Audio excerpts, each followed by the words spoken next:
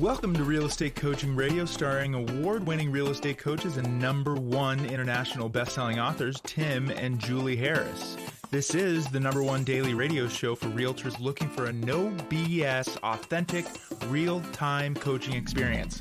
What's really working in today's market, how to generate more leads, make more money, and have more time for what you love in your life.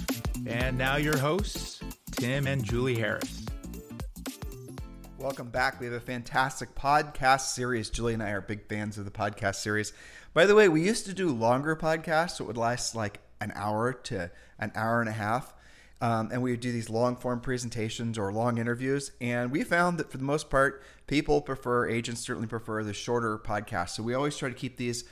Very rarely do we actually succeed in this goal of keeping them around 30 minutes. Usually they're a lot longer.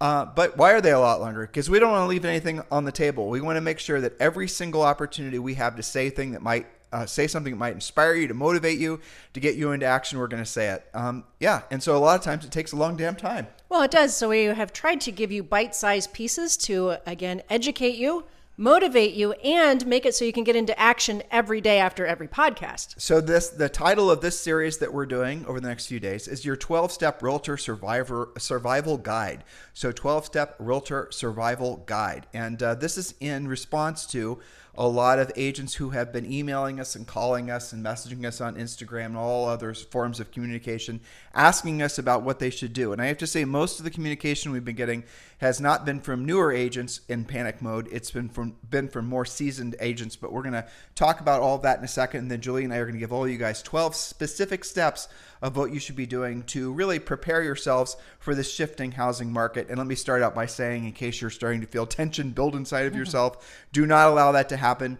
We're going to be giving you actionable items that are easy to do, practical and tactical, and they're not going to be anxiety producing. But let me start out by also reminding all of you, we have made our Premier Coaching Program free for the first 30 days.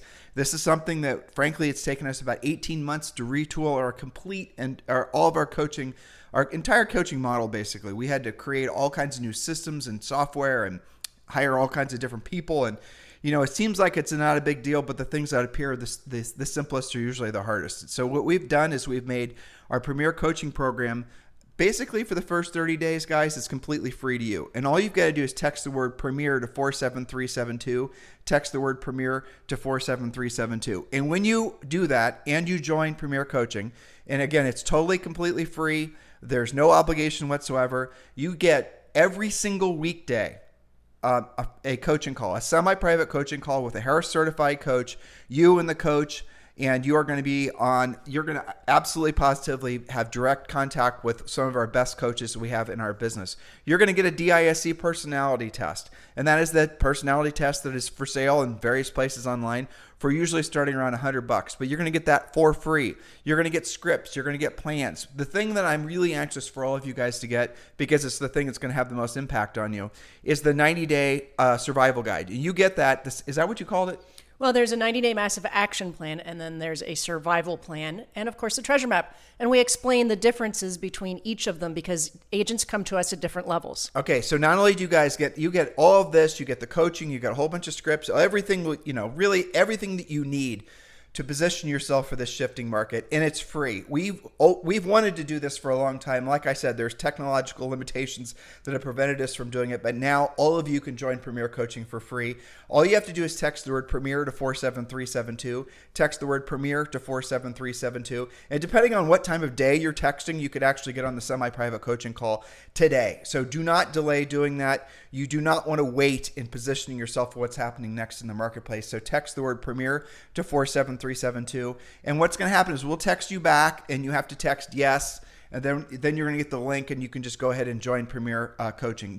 When you click moving forward, when you text Premier to 47372, when you get the response back and you click on that, you're then going to go to the page that explains everything that you get for free, which should frankly be a no-brainer for all of you. And then you're going to go ahead and enroll and become, become a Premier Coaching member. So do that urgently. Text the word Premier, PREMIER, to 47372. If you're listening to us right now on your mobile phone, you can go ahead and do that. You don't have to wait for the podcast to be over. Just go ahead and text the word Premier while you're thinking about it to 47372.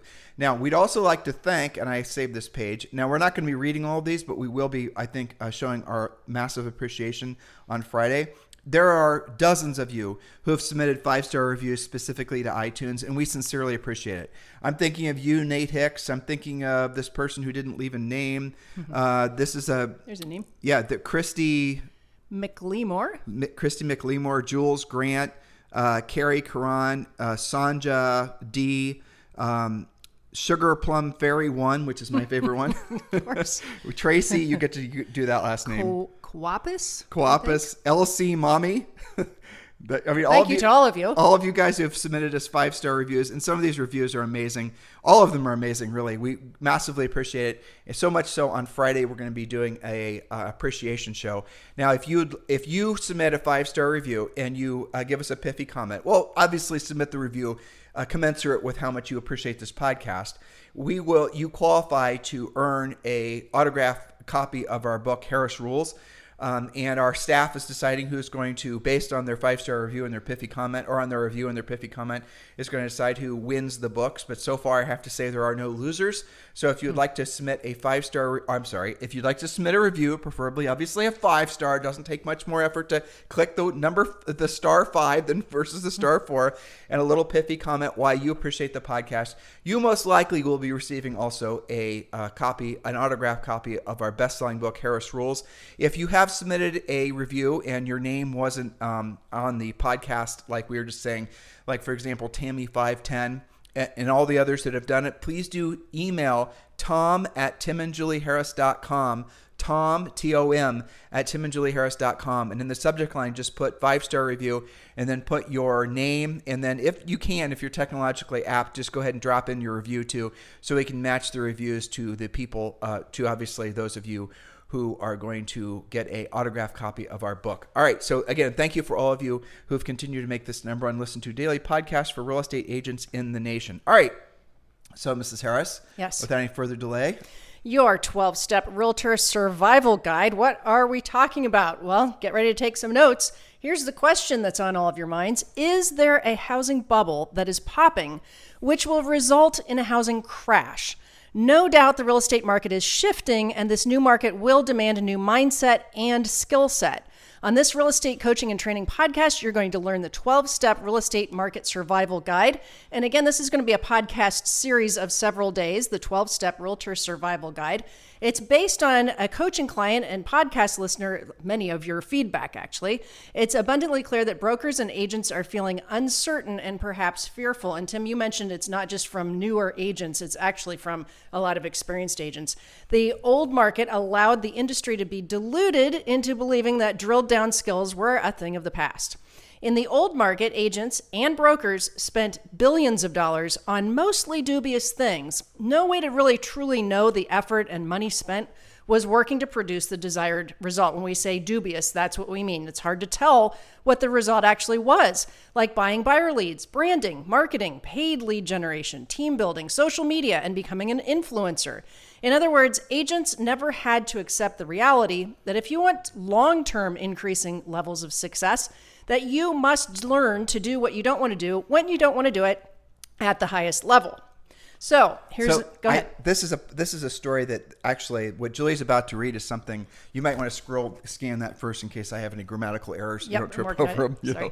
Yeah, but this is something that Elon Musk just recently came out saying. Elon Musk is buying Twitter, and he was essentially concerned that it turns out that at least 25% of all the accounts on Twitter are fake.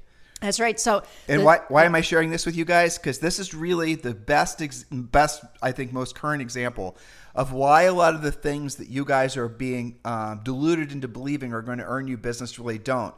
And this is a really salient example showing you specifically the fallacy of the concept of branding. That's right. Very timely and factual. This is the tale of Twitter. According to Elon Musk, 25% plus of all accounts on Twitter are actually fake.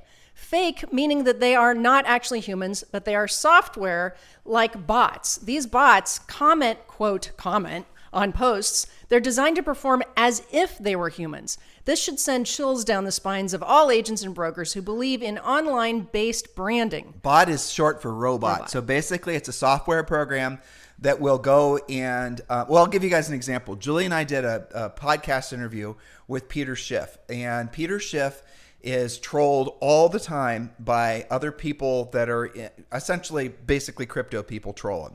And so what it's believed, and frankly, if you read the comments on the interview we did with him, there are bots, people that have designed software that is designed, again, to go out there and emulate, copy human behavior. So they'll open up a fake account on Twitter, not on Twitter, just Twitter, but Facebook, Instagram, all these accounts are full of bot accounts. And then these bots, every time they see the word, say, for example, Peter Schiff in that example, they'll go out and they start fake conversations with other bots. And if you read the comments on the Peter Schiff interview, you'll see what I'm talking about. It is hilarious. Go on YouTube and put in Tim and Julie Harris Tim and Julie Harris, Peter Schiff, and you'll see. So you'll see one bot will put up some comment, and then there'll be like 5 other bots that pop on and react to whatever that comment was. And if you read them, they don't really make any sense. But what they're trying to do is essentially create this, because most people aren't reading for content. They're just reading Peter Schiff, and the Bitcoin people, using that as an example, maybe weren't big fans of Peter because Peter's not a big fan of Bitcoin or crypto in general. And I'm just using this as an example. We sure as hell don't want to get into a conversation or a debate about crypto.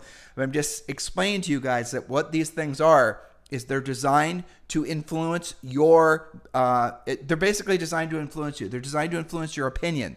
They're trying to fool you into thinking one way or the other. And politics is the place where, frankly, a lot of these things are being used for, let's just use the word evil. Yes, but also your spending behavior and your trends and tendencies, right? So, for example, agents, as well as millions of businesses, were perhaps duped into spending money on, quote, impressions. The story went something like this.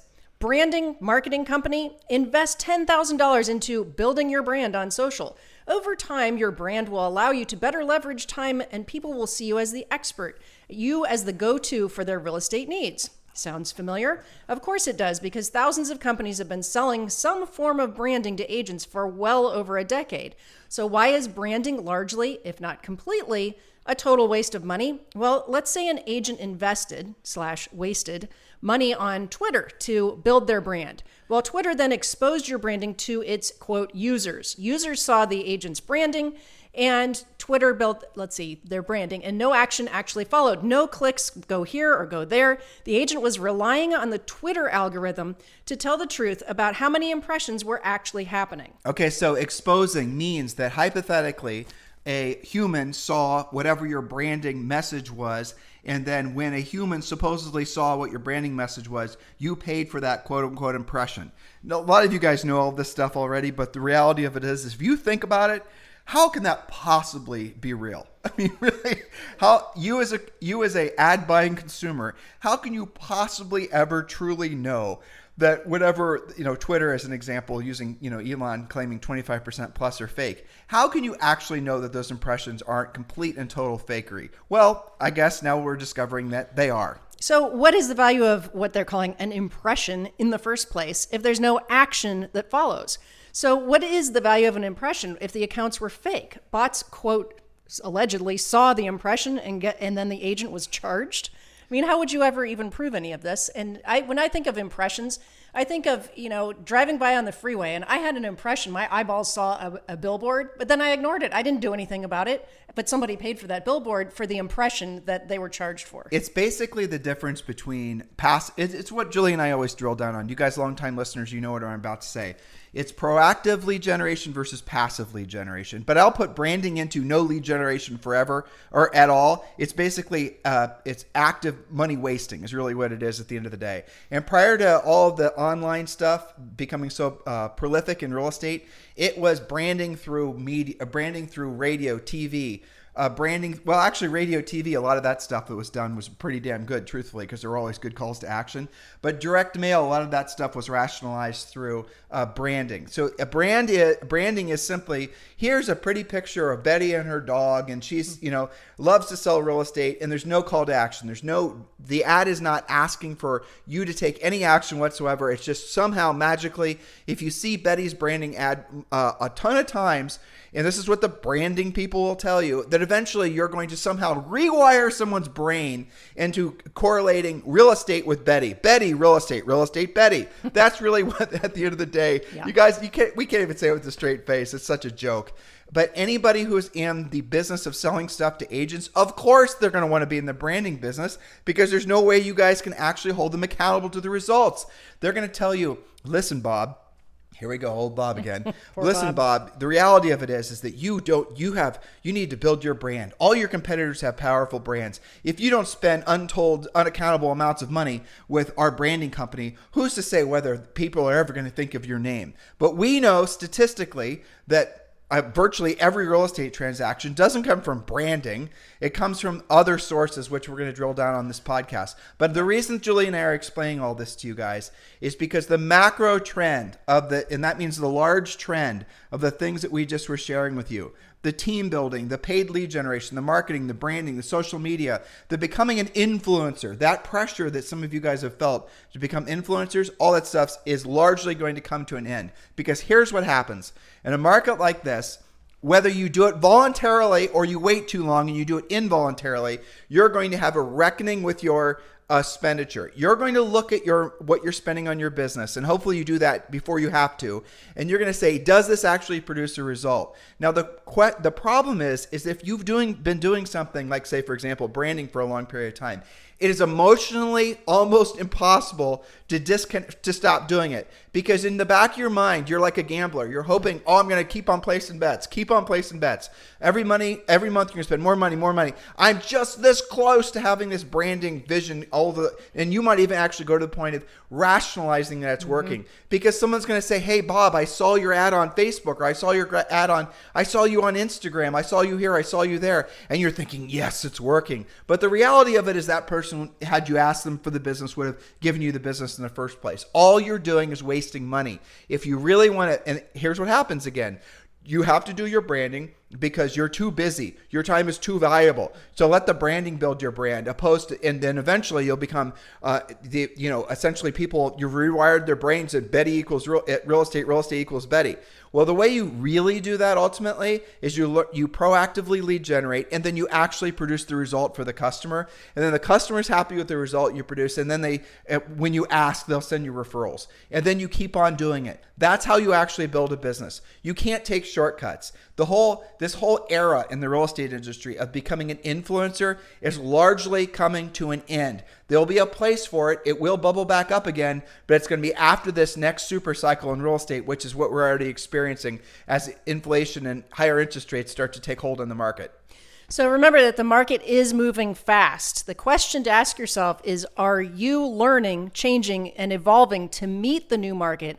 Or are you simply hoping that your old approach will work, or that the change won't come to your market? Well, there's lots of cautionary tales waiting too long to accept, adapt, and change. Those tales, those stories are aplenty in the real estate industry. We've been hearing them for about 3 weeks now, by the way, the new version of those tales. When I wrote that, Julie, I was thinking back to all the people. Oh, yes. I don't want to. I actually don't even want to. No. The worst suffering that can happen to humans happened, and Julie and I experienced it as real estate coaches, helping a lot of people through it, or in some cases just hearing about the ramifications of people not seeking help. Happened as a result of the last housing crash. I mean, we knew of people. Well, I mean, what the hell? Why not just be street? We knew people that committed suicide. We knew people that basically blew up their marriages. We knew people that essentially developed health problems. But they lost everything. They lost their rental properties. They lost their investments. They lost their confidence. Some of them lost their real estate licenses, their ability to succeed in the upcoming market. I mean, we got calls 2 or 3 years after the recovery started where agents would say, I feel like I can get back into the business now. Or we had some REO and short sale agents that had done that for years and didn't know how to take a normal listing. They took too long to change. Well, and there's people that didn't essentially pivot to what that new market. So that whole thing is going to happen now, but it's happening in a different way.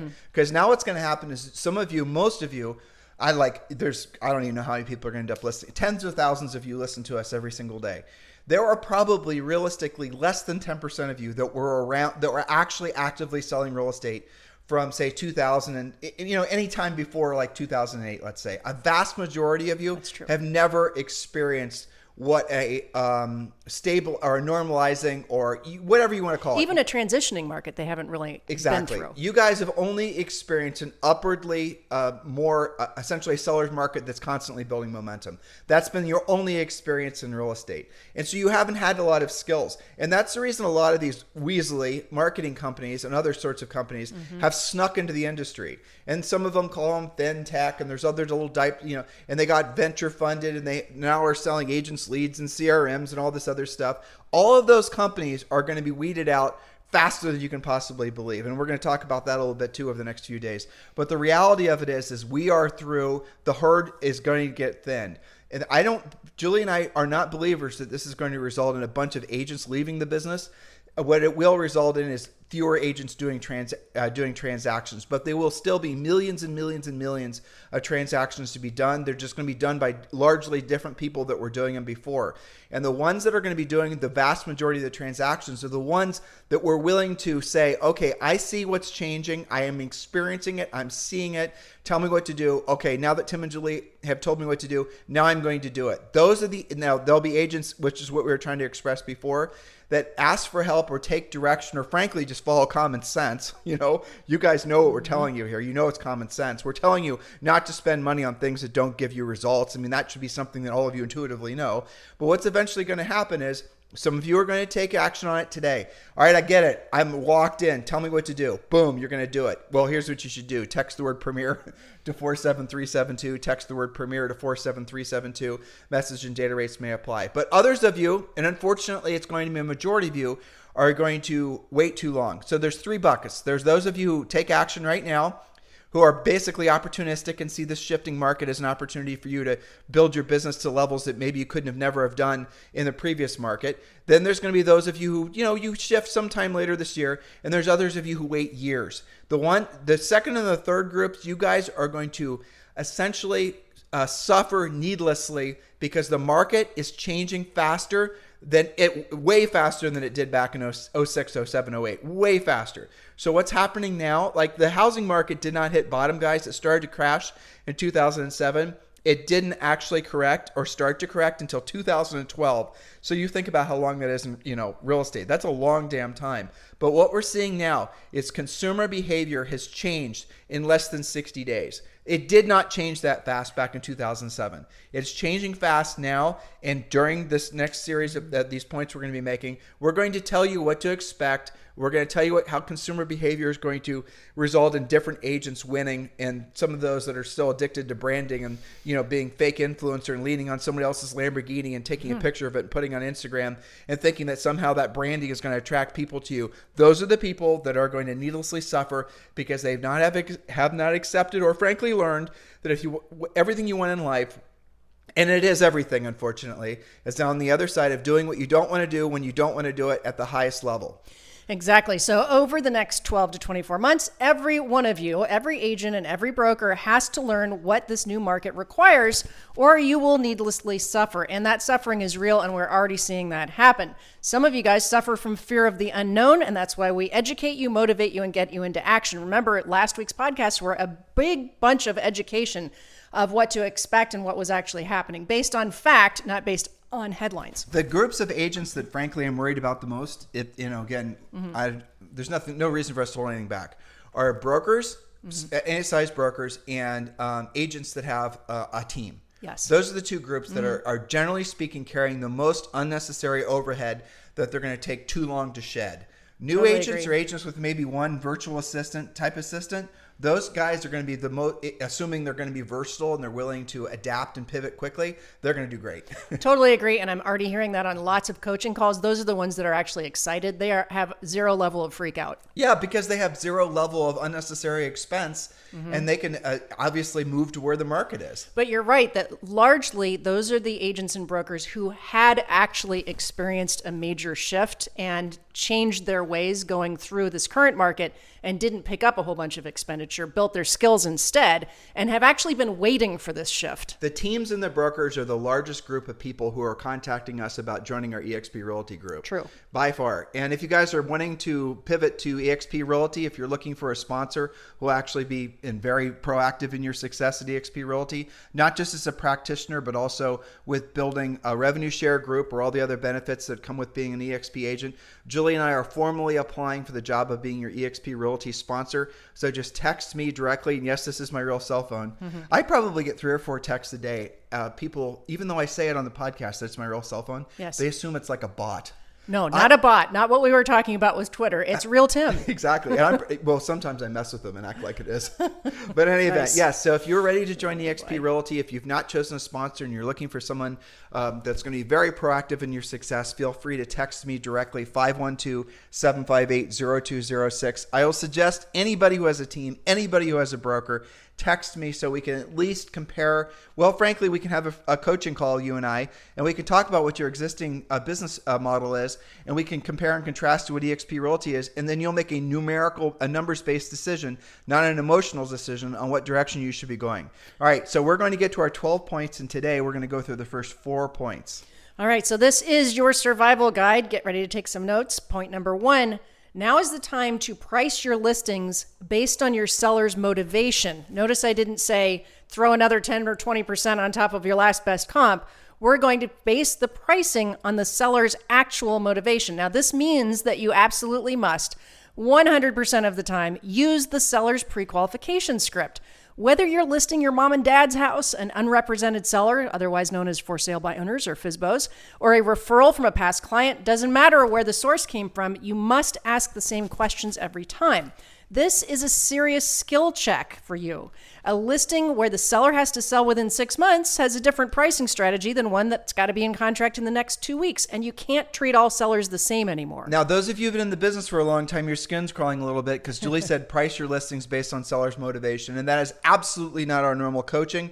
Normally, it's price listings based on the actual market value, but the reality of it is we are not yet into a new market. This is going to be a seller's market, believe it or not, for quite some time. And so you do have to fully pre-qualify the seller, know what the seller's motivation time frame is. But what a lot of you are doing is you're not asking all the questions. And again, we shared with you last week our buyer pre-qualification script. Make sure you listen to that one. And available on iTunes, Stitcher, Spotify, and also you can listen to the podcast over on our main website, timandjulieharris.com. But it's really critical that you understand in this, we're not to the point where you should even remotely think that you're going to turn a seller down because you think the seller is overpriced. And they might very well be overpriced. You cannot lose the listing because you think the seller is overpriced, but you at the same time must know what the seller's motivation is. And then what we do is we teach you how to create a time frame where the price can be adjusted to meet the buyer's expectations. You do not ever say lower the price to a seller. That will get you fired every single time. Yeah. You're going to Mr. Seller,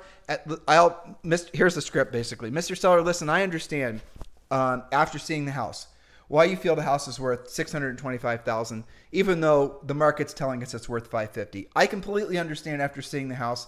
It is a wonderful house. And frankly, Mr. Seller, this market is changing fast. So let's go ahead and price the house today at $625,000, absolutely positively. And I'll, with energy and enthusiasm, we're going to put all energies behind getting that price or higher. But let's agree that after 2 weeks or 10 showings, whichever comes first, if we don't have a real written bona fide offer, that will reposition the house on the market so we correctly reflect the buyer's expectations or the market's expectations. The seller's going to say yes, because they're feeling like they're winning. They're getting their $625 in the listing, but you are also essentially positioning them for what comes next. And it doesn't have to, you're not going to duke it out with them and explain why this is a comp or that's not a comp. It is too soon to start thinking that you are in a command position when it comes to pricing listings. Well, so let me translate that a little bit further. What you guys are used to for the past nearly decade, especially the past 3 to 5 years, is pretty much letting the sellers and you together kind of really push the price. Well, the Cat P house on the busy road that was overpriced. It didn't matter because it was available. It sold for multiple offers. Right, because it was available. With the roof leak. Exactly. And for a lot of listings, you could get away with that, and it actually still would appraise because there's another comp down the street that just came and did the same thing. And you didn't really have to have these conversations. You could roll the dice, and most of the time you were winning. What we're cautioning you now is to simply lightly set some different expectations. If it doesn't sell in 2 weeks or 10 showings, that you're going to adjust the price possibly. Not that we're going to cut/reduce or anything dramatically, and you're not going to freak the sellers out by overdoing this. So it's all about knowing how to use nuanced language when you're talking to sellers in any market. Sellers require higher level hand-holding than, say, for example, working with buyers. And by the way, if you guys are new to our podcast, we are enormous advocates of you being prominently a listing agent. This market should be, I think, the best reason why you want to be a listing agent. It's just going to get more challenging on the buyer agent side of things.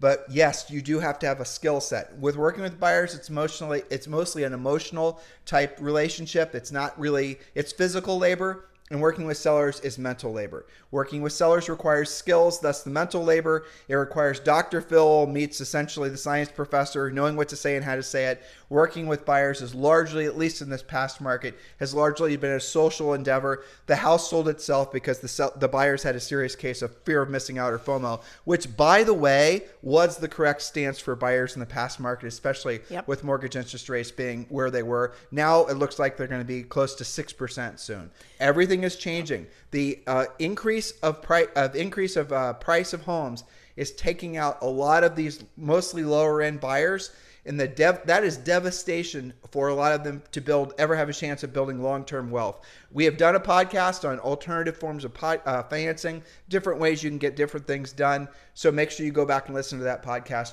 Point number 2, Julie. Point number 2, know your market conditions cold. Why? You haven't had to worry about it that much before, but you have to work hard to set realistic expectations for each client you're working with, educating them on what to expect, whether they're buyers or sellers, all while making sure you don't lose the relationship by overdoing it. Remember, this is a shift, not a crash. Have the skill to explain the difference based on facts, not based on conjecture or salacious headlines or some quote TV, news show. You have to know what's actually happening in your own personal market conditions. And that can be different. You can, basically you're becoming a mini coach for your prospects and clients, letting them know, it is shifting what buyers may have to do to actually win on a contract. In some markets, we're seeing that you can actually have a home inspection now. You don't maybe have to waive an appraisal, but maybe the city next to you, that still is going on. So you've got to know your own personal market conditions. We talked about that last week on that buyer series. Yeah. But really the big takeaway here is when you hear these headlines, make sure you read the article. Don't just rely on the headline, because what you're going to discover is they're essentially, and this does totally make sense, that the amount of appreciation and inflation in houses, because there's going to be less demand, is going to start leveling off. But Julie and I did a great podcast on we thought it was great. Based on the feedback from all of you, it was great.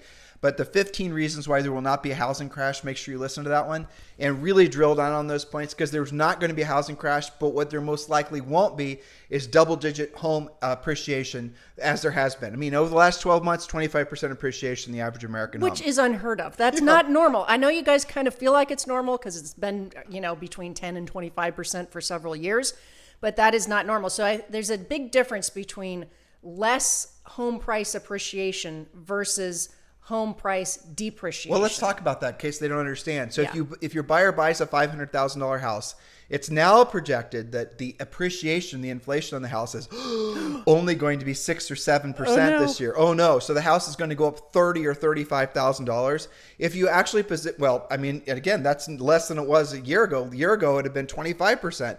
But the point is, it's not going the opposite direction. Not going to lose money in the house. They still want to buy a house. They still want to lock in a long-term interest rate, because it's going to be less expensive for them to own the home than for them to rent. But the real reason, the long long-term advantage of owning real estate is the single largest delineation, or if you want to know what creates long-term family wealth or personal wealth, it's owning a home. That's the number one reason why somebody is or isn't having any resemblance of financial security long-term. Real estate, the purchase of a home, pays you in many different ways. And that's always been true, but it's even truer now than it ever has been. And even with rising interest rates, even with the market being like it is, it's going to be true going forward for all the reasons we talked about in that previous podcast. Again, 15 reasons why there is no housing crash. Point number 4. Point number 3.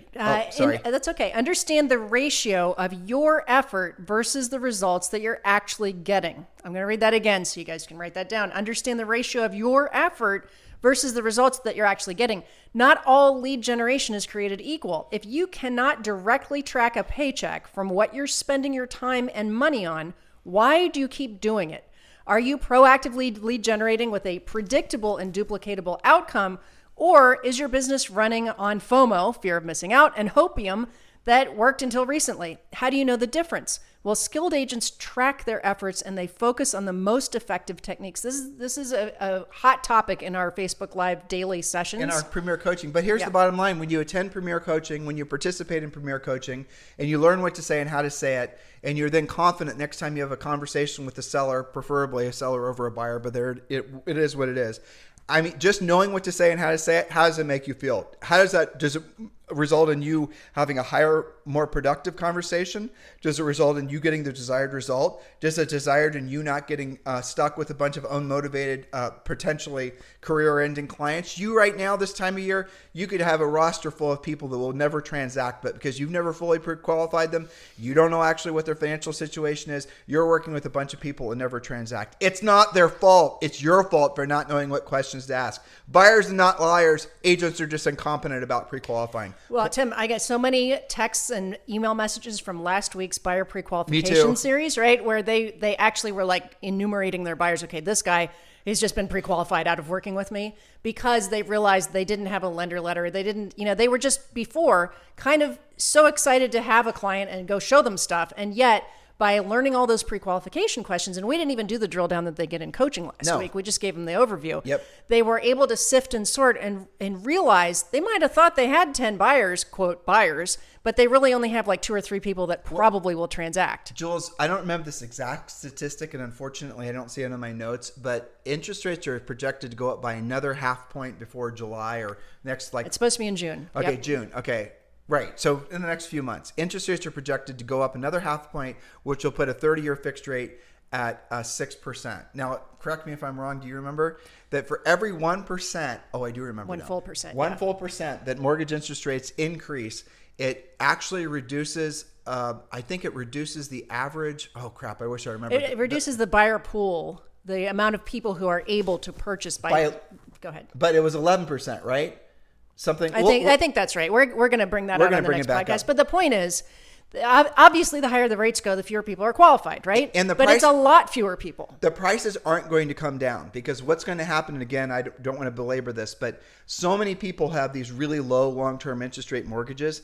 They're going to stay put. They're going to be in these houses. And again, when Julie and I started selling real estate, we saw a lot of people like that. The normal cycle where people were moving up from one house to another, the sort of habitual moving every 4 or 5 years, that was something that happened really after when interest rates started to go down again, because they could roll their equity from one house to another. But now what's going to happen is, even if they have a big mountain of equity in their home, the interest rate's going to make it so their payment's actually higher, even with the additional down payment on whatever it is they wanted to buy. So they're going to stay put. There are so many things that are going to happen because of what's happening in the economy that's going to create, there's going to be no precipitous increase in the number of homes for sale. It's not going to come from new construction. It's not going to come from resale. So we are in this longer term seller's market with fewer buyers that are able to qualify, which means seller skills are going to absolutely be more omnipresent than ever. But where the opportunities are going to be, and we're going to talk about this tomorrow, is they're going to be on knowing how to actually directly, proactively solicit, contact those sellers, and then make those sellers into your sellers. And that is where the rubber meets the road in real estate. It's no longer a who you know business. It's now about what you know and what you're willing to do with what you know. Yes. So point number 4, our final point today, this is all about you, listeners. Prepare to pounce on new opportunities that were not possible in the superheated seller's market. If you haven't personally fortified your own investment war chest yet, now's the time for you to start saving. If you're not certified in express offers at EXP, for example, you're already missing an important tool in your upgraded skills toolbox. You are going to have a lot more opportunity than you were before. It's going to come in lots of different ways. Some of this is coming from builder inventory. I see a little bit of that increasing. Some of that's going to be using things like express offers where you basically act like an iBuyer and see whether a seller is interested. We have had coaching clients already have success with this, mostly with the most motivated sellers who do have some fear of missing out. They want to get it done right now. They're not interested in testing the market out. And yes, they probably will take a little bit less out of convenience, but that's just one tool in your toolkit. Rent to own, lease to own, owner, assuming the seller's mortgage, assuming the mortgage company. Usually it's the seller, and Julie was right when she was talking about this a couple of weeks ago. The mortgage, you can assume somebody's mortgage with release. In other words, you have to qualify. Mm-hmm. Usually it's just based on your credit, and there's going to be some qualification necessary. All these things are going to start coming into play in this new market. You're going to have to learn not just how to survive in this market, but thrive in this market. But the opportunities, because you'll know what other people don't know, the opportunities for you are going to be extraordinary. When you can do things that other agents can't do, you become like a Marvel comic book character. You really do. People won't know why you're transacting, why you're so successful. They won't understand why Bob just went from an average to low producing agent and now he's a top producer. It's because Bob learned how to do things that other people weren't willing to do. Well, here's the difference. Imagine a toolbox, right? We've all been to Home Depot and you have like the little hand-carried toolbox. That's the previous market. You had like a screwdriver and a wrench and a hammer. That's really all you needed because, everything was kind of the same. Most people qualified. Everybody had equity. And every screw was a Phillips that turned to the right. And every hammer, everything took like 2 whacks to basically hammer. Basically, you had hardly any tools and you really didn't know how to use them. Yes. Well, now is that ginormous tool chest sitting in the back of your grandpa's garage that he has collected years after years of experience and dealing with lots of different situations with lots of different people. The amount of tools that you need going forward has just massively increased. The variety of skill. It used to be that virtually every appointment you went on, if we're being honest, there were like 3 or 4 different types of deals. They were all fairly similar. Everybody had equity. Everybody was really excited to move. They probably knew they were going to compete, but they also were going to get a really kick-ass interest rate. It was basically the same.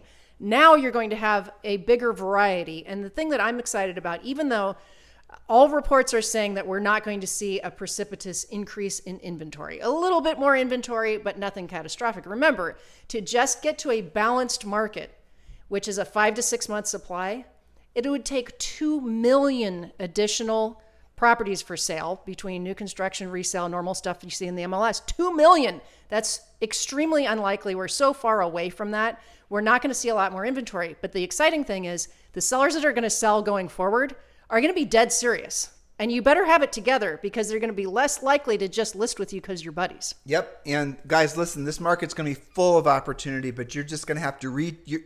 That's the amazing thing about real estate, really. Mm-hmm. When I hear all this doom and gloom about, inflation is going to turn to unemployment and then we're we're all going to be, there's just different world and the worst case dystopian future that some of these people want to have you believe is actually going to happen, which by the way is all BS. But 99% BS. We still live in the greatest country ever in the history of humanity. And, there's no reason at all to, if you look at the United States as a business that's been around for a little over 300 years and you look to see where it started, right? With a bunch of dudes with wigs. And you look to see where it's come. If you were, think about what an incredible business opportunity that was. If you did the opportunity, like say the United States with a stock, if you'd invested in the United States 300 years ago, think how wealthy you'd become. This is still the greatest place in the world to live. And in our opinion, you are in the greatest industry, in the greatest country. Now, yes, Julie and I think we're traditionalists. We love our country. We love this industry. But the simple fact is that you are in the right place at the right time, provided you learn the right skills, because you are selling something that everybody needs no matter what's happening. Real estate is something you always need to live someplace, whether you're buying a home to live in, upgrading, downgrading, or you're living in a place to rent. You're going to always need housing. That is never going to change.